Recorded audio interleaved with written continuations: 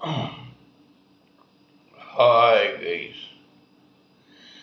how are you all today morning? Today is 7th May 2023. Good morning. My name is TSV Raghavan and I live in Chennai, Tamil Nadu, India. This is my spiritual vlog on YouTube. Haribol TRSV Nectar NECTAR Nectar. In this particular vlog, in all my previous videos, we have been discussing about the knowledge and information that we have gleaned through the study of spiritual books, scriptures, contemplation on the material universe, and meditation on the spiritual universe. This particular video is no exception to that rule. In fact, it is a mere continuation of what we have been doing in my previous videos in this vlog. Kindly subscribe to this vlog and press the bell icon so that I may keep reminding you of my other videos. So today, let us start with today's topic. Of the five evils that have been described in Srimad Bhagavad Gita by Lord Krishna to Prince Arjuna, which are Kama, lust, Krodha, anger, Lobha, greed, Moha, illusion, and Ahankara, ego. We have already discussed in detail about the first and foremost of all evils, that is Kama, lust. Today we shall talk about the second of them, of the five, which is Krodha, anger. Krodha, we know, is born out of the first evil, that is Kama, lust. Krodha is actually misguided energy, an active heat which was till now latent but which became active in a negative way, that is Krodha or anger. Actually, Krodha or anger is nothing but energy inside the living entity. It is in the form of latent heat, but when it gets misfired due to various reasons, most of them being born out of lust, that is kama, or ego, that is ahankara. In that case, a person loses his temper, his or her temper.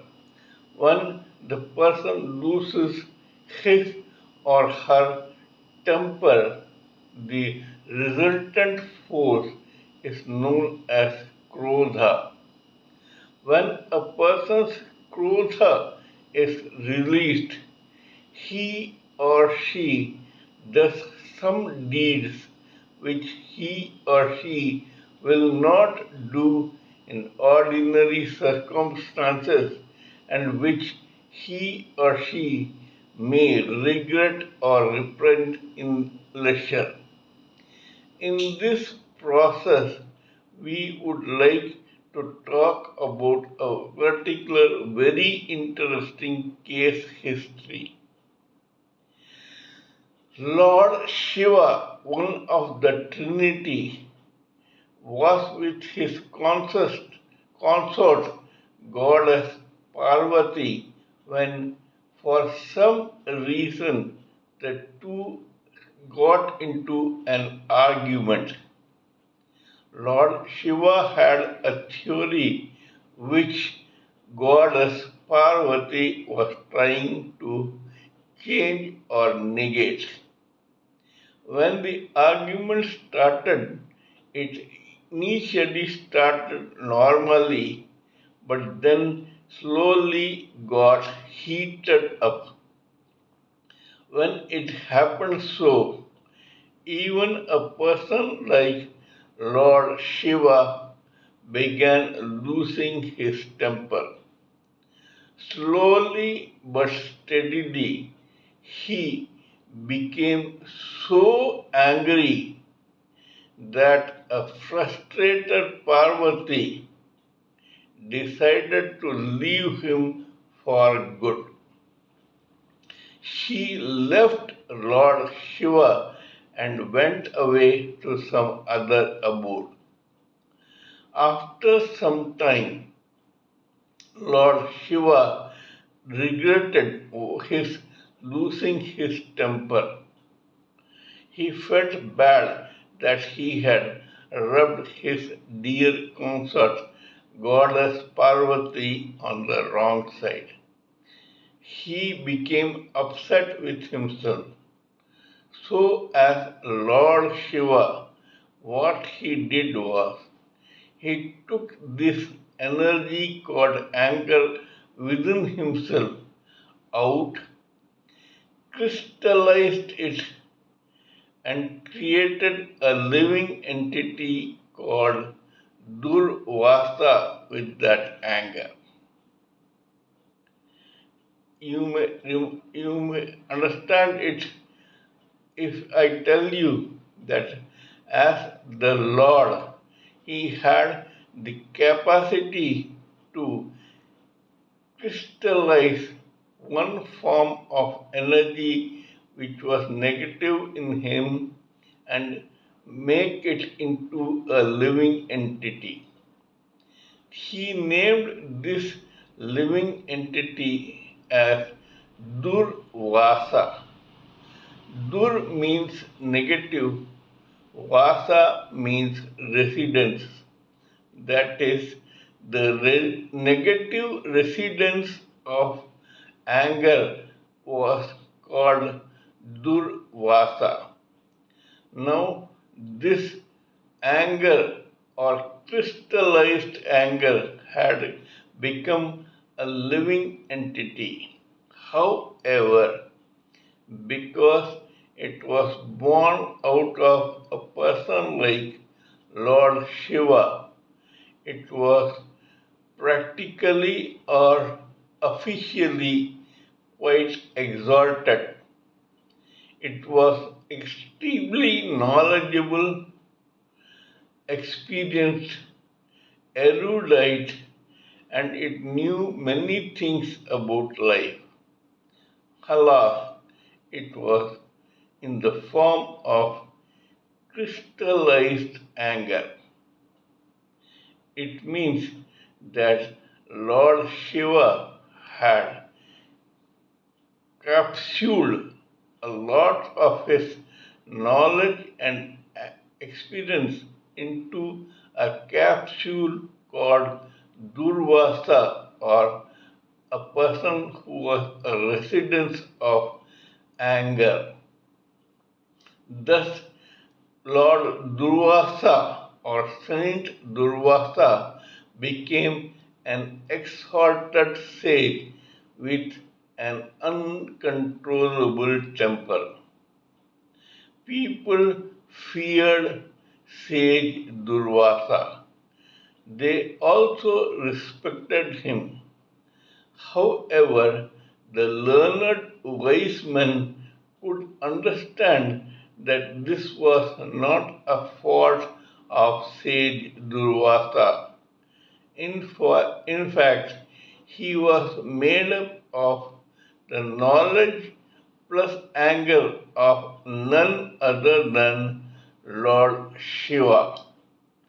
Here we should understand that such a thing does happen even in our normal life. There are many nice people who are otherwise quite qualified, intelligent, and experienced, but howsoever they may try to be good, circumstances in this material world happen in such a way that they do not allow this person to be good. Hence, this person's anger becomes uncontrolled. We blame this person for losing his or her temper, but it is not fully that person's fault. This person has very noble intentions, but is usually rubbed on the wrong side by people knowingly or unknowingly, as a result of which the energy and latent heat called anger within him or her is unleashed, and this person, just like others, has no control over it.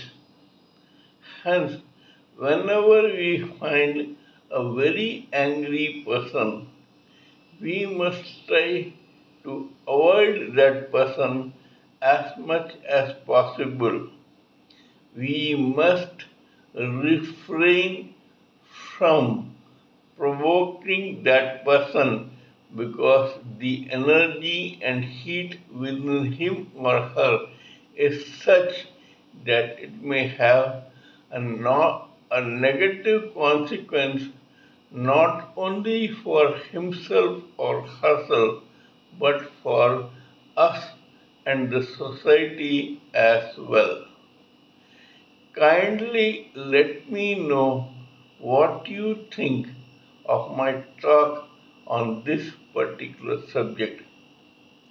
Please give me your own expert views, ideas, and thoughts so that I may blend everything together for the sake of this society.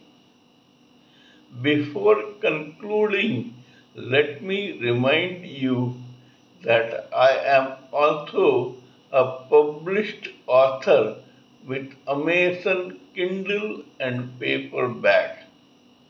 I write on spiritualism, fiction, and assorted subjects. Spiritualism happens to be my favorite subject. Till we meet in my next episode, it is good morning from TSB Raghavan.